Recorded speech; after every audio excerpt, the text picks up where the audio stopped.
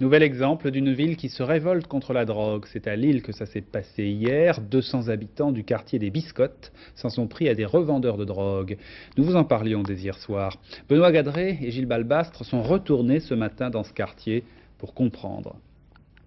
Image d'un dimanche paisible. Le calme est revenu ce matin dans le quartier de l'île Sud. Les dealers, désignés à la vindicte populaire, ont déserté la cité, laissant derrière eux leurs véhicules entièrement détruits. Le mouvement déclenché hier par 200 jeunes semble spontané. Le quartier souffre d'une mauvaise réputation. On y a détruit il y a quelques années 2 immenses tours pour effacer le passé, mais en vain.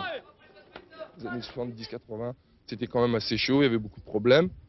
Bon, du fait qu'on a coupé on les a rasés, ça a commencé à améliorer la vie dans le quartier, ça a commencé à aller mieux, et les clandestins sont arrivés, et la drogue est venue, et c'est reparti, quoi. C'est l'héroïne qui envahit la cité. À 350 francs le gramme, la drogue achetée en Hollande n'épargne plus personne. Les dealers, en partie des clandestins qui vivent dans des wagons, ont établi leur commerce dans le quartier. Lorsque les deals se font avec des billets de 500 francs et dans un niveau important, c'est vrai que c'est un problème de police et de justice. Il est vrai que la ville est intervenue plusieurs fois auprès de la police pour une intervention massive et sensible, qui n'a pas eu lieu encore. La police est aussi largement mise en cause par les jeunes qui paradoxalement l'accusent de laxisme. Nous sommes intervenus parce que nous avons toujours le contact dans ces quartiers.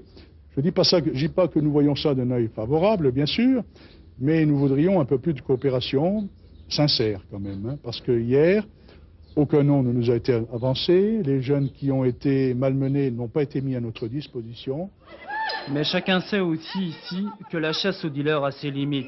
Les revendeurs ne sont pas venus là par hasard. Ce quartier qui compte 23 000 habitants enregistre un taux de chômage de 24%.